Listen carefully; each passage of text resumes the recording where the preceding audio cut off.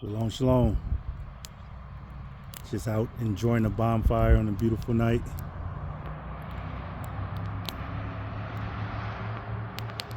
It's my first day of retirement. I walked out of the office today, handed in my ID card, turned in my computer, my cell phone, and started the new journey. Got off about noon, had a doctor's appointment, and came back here and got in the yard. And I tell you what, it's my happy place out here.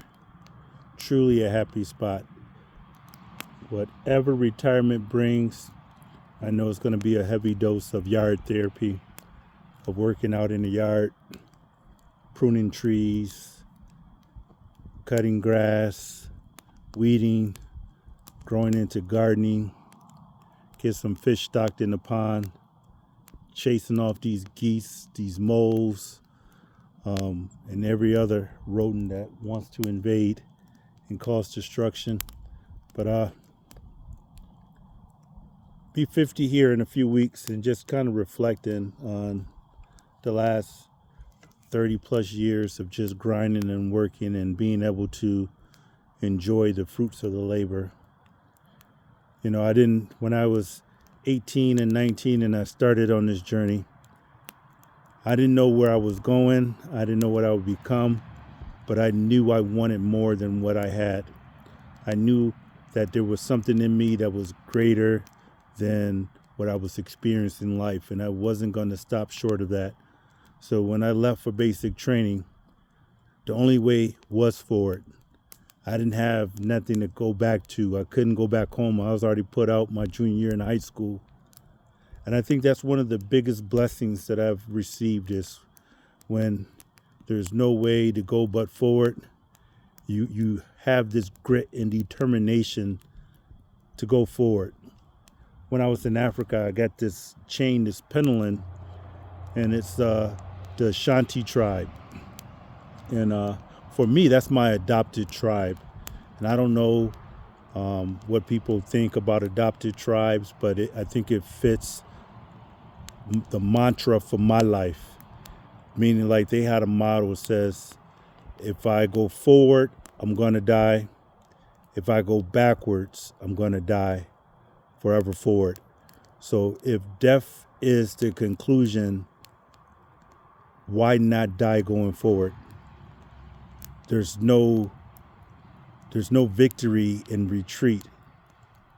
There's nothing for you back. And that's why they got the windshield analogy where, you know, the windshield is bigger than the rearview mirror, is because you're supposed to be focusing on the way ahead. And occasionally you can glance in the rearview mirror and you can look and see what's behind you or where you came from. But if you spend the majority of your time in the rearview mirror, then you're going to crash. So the past is untouchable. You can't alter it. There's nothing you can do to it but bring it forward in a hostage type memory.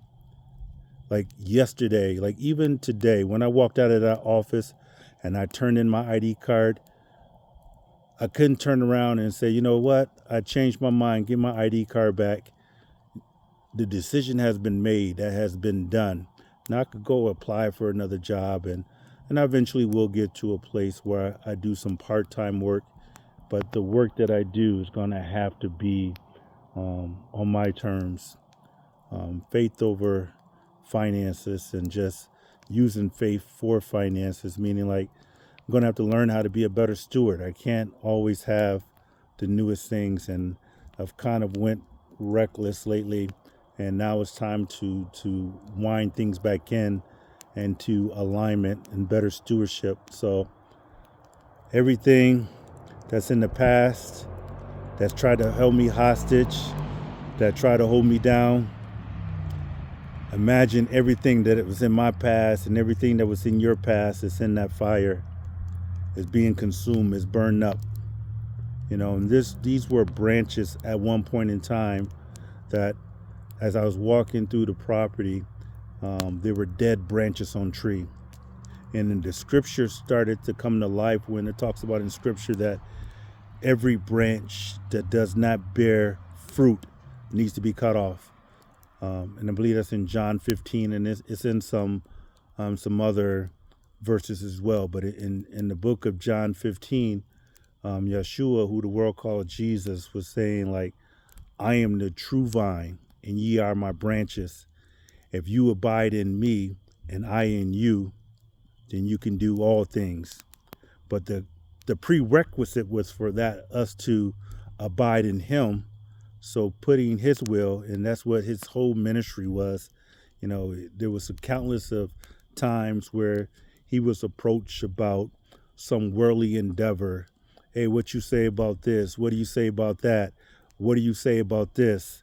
And his response was that I don't come to do my will, but the will of the one who sent me, the Father who sent me. So even though he was proposed situation that was bringing them into a decision, they wanted to bring them into a judgment, into a corner, so they can try to doctrinally discredit him. But his response was always back to doing the will of the Father. So over this next 30 days of May, going to come up with a system of praying and fasting and just seeing what does this next chapter look like. Because, not to sound arrogant, but I got the credentials to go get a job. But I don't just want another job or a career. I want to be in purpose. I want to do some meaningful work. I want to be involved with making a difference. I want to be involved with challenging people to become better and to be the highest versions of themselves. So whatever I do, there's going to be an intentional purpose behind it. Yard therapy, definitely going to be a part of that, because for those who've been following me since conception of this channel, they know that running was the way I commune with the Most High. And in the last 2.5, 3 years, since I had both my hips replaced, got issues. Matter of fact, I was at the doctor specialist today. I had to get shots in my knees, and then got to get an MRI here soon, and got some knee braces because I was just having so much knee pain. But even in spite of that, as I was saying, running was my way to just commune with the Most High. I would just go run and run and run. And I remember one time, the furthest I ran was like 26 miles, 26.8. Just running, just telling your body to shut up and run. Like, you don't know what you're capable of if you push beyond your comfort.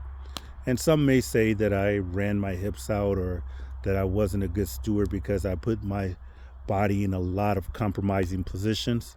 But I would say that I got the max out of my body, meaning like I'm going to the grave tapped out. There's no use for talent. There's no use for potential in the graveyard. So looking on the hindsight, being 2020, 30 years later, 2 retirements before 50. I mean, I was one of the ones I fought a lot in high school, and I was hard-headed, and people didn't think I would make it. They thought that, that I would fail. Like, I didn't listen enough to go to the Army, that I didn't have it in me to accomplish a goal. But as I said in the beginning, there was no way backwards. I didn't have someone I can just fall back on. So life got to a point where the Most High, the biggest blessing he has been able to give to me is for people to disappoint me and not be there for me. And I have to get on my knees, I have to seek him in prayer, I have to go to him. So I was talking with my Isha, my wife, during this process about what's next. And I told her, I says, this is different, but yet familiar. Like, I've been here before, but it's just been other circumstances. Like when I was going to basic training, I didn't know what I was going to do, and if I could make it.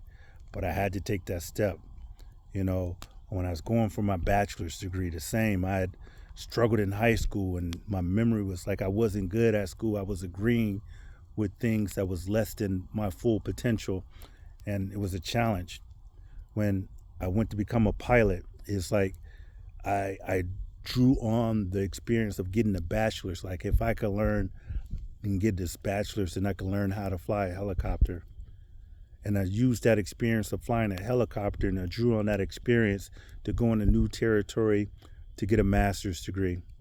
And then I drew on that experience. If I can get a master's, then, I could go ahead and advance my military career and be a diplomat and be a battalion commander, and then retiring and not knowing what's going to come next, and getting a job at Defense Logistics Agency right as I retired, and just transition seamlessly. And those timelines, and I'm not going to go into each of those timelines, but each of those points brought me to a position of where I really didn't know what was next, but I knew, and I had an unction that this was the time for that transition. The same when I dropped my retirement papers. I retired the same year I got a divorce, the same year that my best friend of 28, almost 30 years passed away, and didn't know what was next, and transitioned and trusting. And I met my current wife, who is now my best friend. Like I said, I got the job at the Defense Logistics Agency. We bought a property that was put on her heart, that the Most High had told this was our property. And, there was a lot of obstacles in the way, and we just sought the Most High, and now we're here. And when we were just coming from Pesach, the Most High, we were just having a conversation.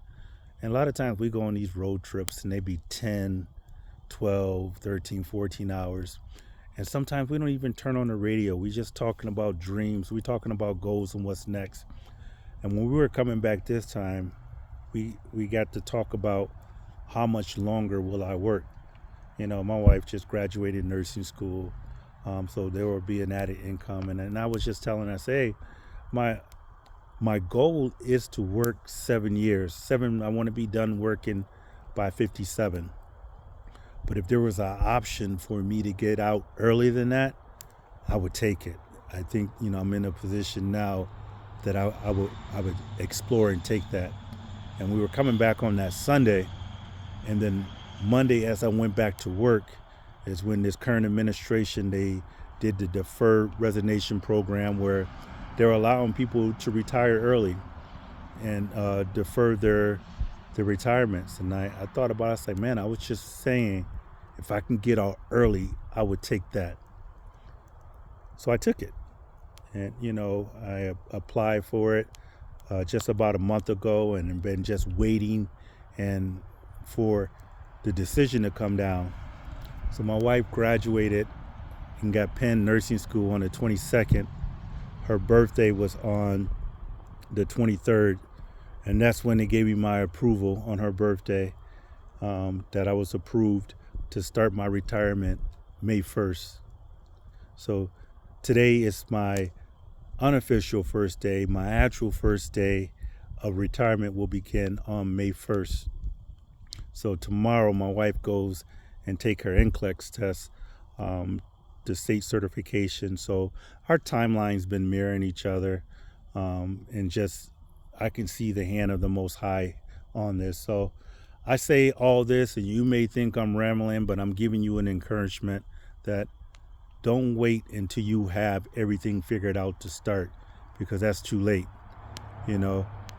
Colin Powell, rest his soul, he used to say that anybody can start something with 80, 90% of the information, but it's those who are considered the producers, the self-starter, they start movement at about that 10 to 20%.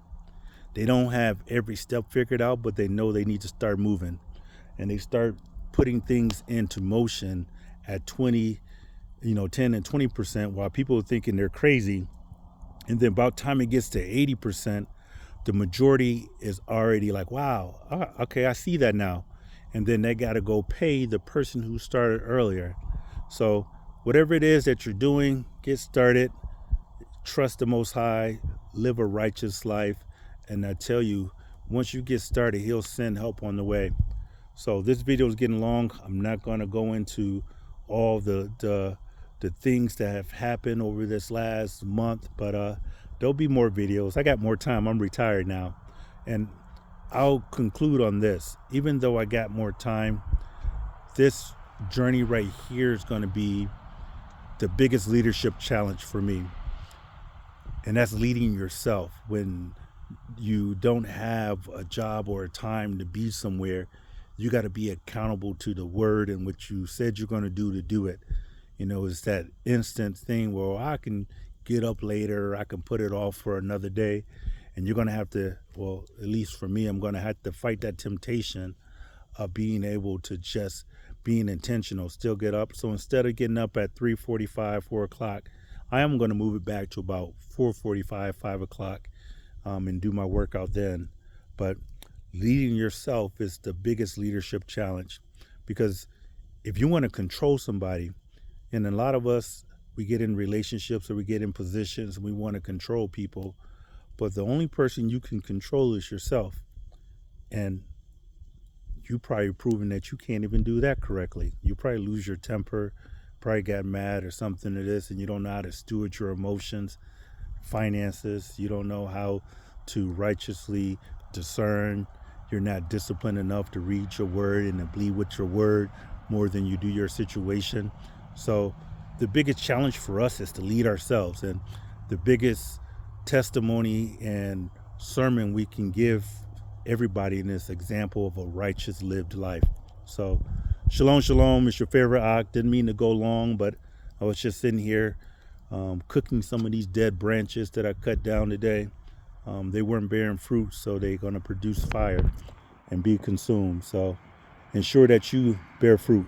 Shalom, shalom.